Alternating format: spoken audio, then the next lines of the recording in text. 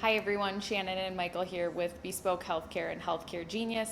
And today we wanted to talk with you about ICHRAs, or Individual Coverage HRAs.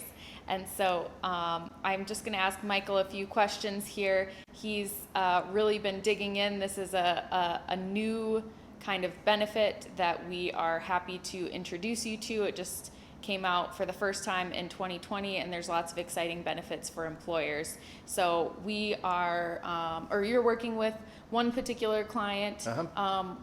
What were they looking for, and what does an ICHRA solve for them? Yeah, so the idea in their case is that they're with one insurance company, and they wanted to offer more options. And in the group market for smaller companies, typically under 1,000 employees, it's hard to find companies that'll coexist. Yes. So a United Healthcare and a Cigna or a Kaiser, it's hard to get them all put together. For larger organizations, oftentimes you'll see that, but not for smaller ones. So they really wanted to give employees some variety, and they already kind of use the model of an individual coverage HRA. So kind of just the basics of it is that you decide how much money you want to put into the HRA. The employees then can use those dollars to buy individual health insurance off exchange or on exchange. There's just not as many tax benefits if they do it on exchange. So they can purchase that insurance and then go to wherever they want. Yes. So, this particular organization likes that, embraces it, and they already do kind of a cafeteria plan where they're giving employees money anyway and letting them choose what benefits they want. So it works out really well. Yeah, I mean, it's exciting, I think, for employees to really have those options, because there are some people that have specialists or doctors, people that they absolutely want to see, and then other employees that have other doctors and other networks. So I think it's a really powerful thing to be able to offer employees.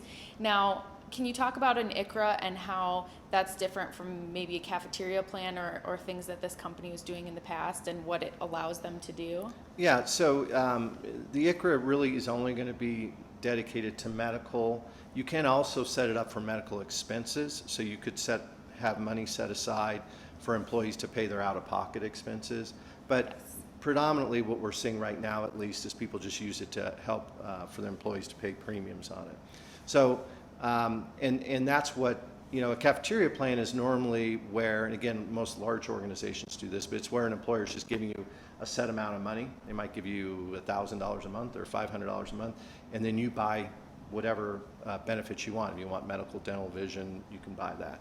Yes. With those dollars. And then any dollars that you go over, you end up paying for those out of your own paycheck, but you get to do it pre-tax for Right. most of the benefits. Right, So, which is great. yeah, so that's kind of how they're currently at that level. Now they're going to move to this ICHRA. It does make it a little more complicated because you have to separate them. So they'll have to have, benefits for the medical on the ICHRA, and then they'll have to have benefits that they want to offer for the other plans. But they really embrace it, and I think again, the choice is one thing.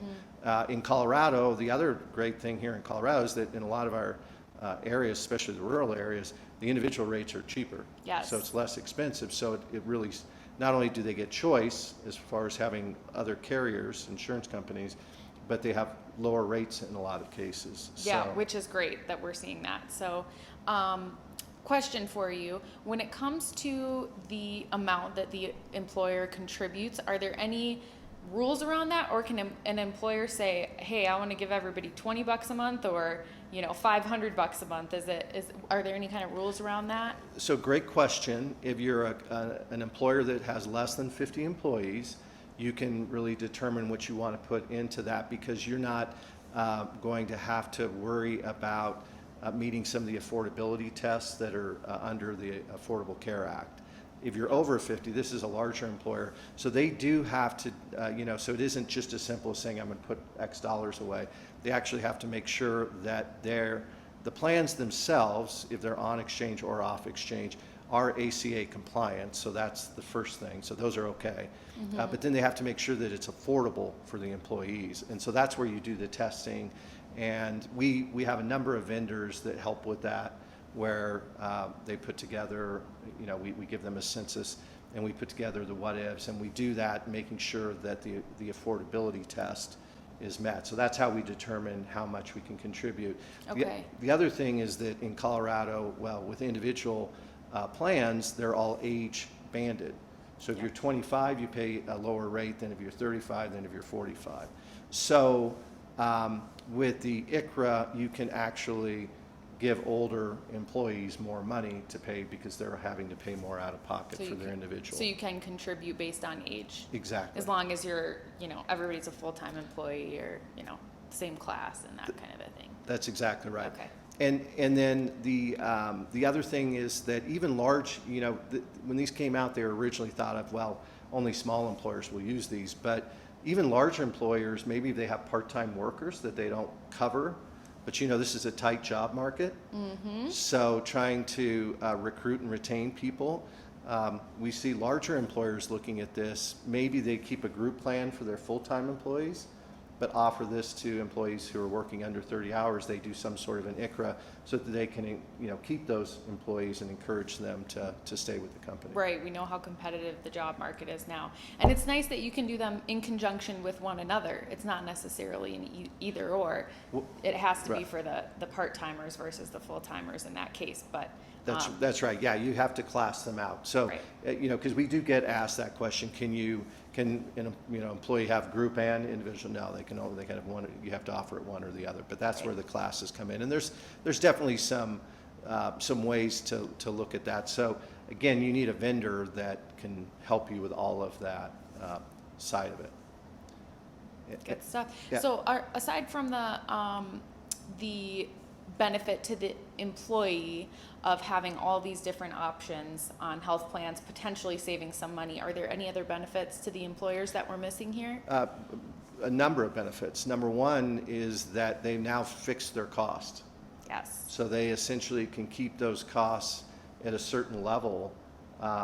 And so, I think one of the complaints we hear from a lot of employers is that, these 5, 10, 15% increases we get every year just kind of break the bank for a lot of employers. So right. this is a way that they can, create a fixed cost, provide a benefit to their employees, give them access to that, let them make choice. And we've heard a lot of frustration from people in the past, from employees about, we've been on the same health plan for 5 years, I've got my doctors in place.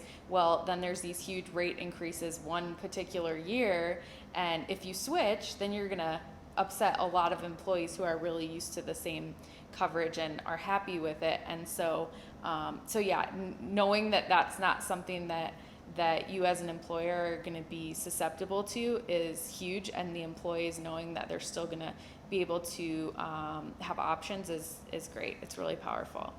Yeah, and then a couple of other things. So, and we're going to be, when you look at trying to, for the individual health insurance, the one difference is that in Colorado specifically, but also in a lot of other states, you only have HMOs that are available. So if currently your group plan is a PPO and you're now going to go to an ICHRA, then you are having, you may have limited doctors. So that's, one of the downsides that you have to kind of weigh in is, can your employees find doctors in those networks and so forth. So that's I think an area that employers definitely are concerned about and think about, and we try to manage in all of this. And then the other thing is a provider. So who's going to help manage it? Because there is more communication, so you've got to be able to communicate and educate employees about all those options. If you're an employer that offers 3 plans, and now you're going to offer in the individual marketplace here, you might have 80 or 90 options. You need to really help educate employees that we've got vendors that do all of that, that will help with that. And then the enrollment piece is also key, is, once you've educated them, helping employees get enrolled into the benefit. But again, we've got vendors that handle all of that. And then I think third, on the billing side. So employers are used to getting a bill for group health insurance and writing a check, and then they have whatever amounts they pay, and then the employee's pay comes out of a Section 125 plan in most cases, so it comes out pre-tax out of their check. But they handle all of that, the employer does. When ICHRAs came out, they were really just reimbursements. So it was really incumbent upon the employee to write the check or pay the first premium, and then the employer would reimburse them. Now that's still, out there, but for a larger employer, that becomes really complicated. Yes. So what we're seeing is the vendors now have developed billing processes to where they can bill the employer, and then they'll break down and pay the different insurance companies what those rates are. So those, again, you need to have a vendor to do this, and you have to have the right vendors who can do that. And as we go along, this is all going to progress because this is new. Right, this is brand new. At first, I think it sounded really attractive to a lot of employers, but they thought just the management was too much of a headache. Now we've got some of these providers that can be really, really great partners, and so as long as you have one of those, it takes away a lot of the headaches, and you're left with really the benefit of an ICHRA and somebody else taking care of the stuff that's maybe a little more complex. So that's right. So I think those, kind of the things, and when you're comparing it to group, as we said, that we've seen employers where they have actual, real savings. So if you're somebody who's looking to save money, an employer looking to save money, this could be a way to reduce your healthcare costs on premiums, and right, or to really fix your costs and not be worried about a big jump in the future when it comes to what you'll pay for benefits. Exactly. So check them out. We've got resources down below.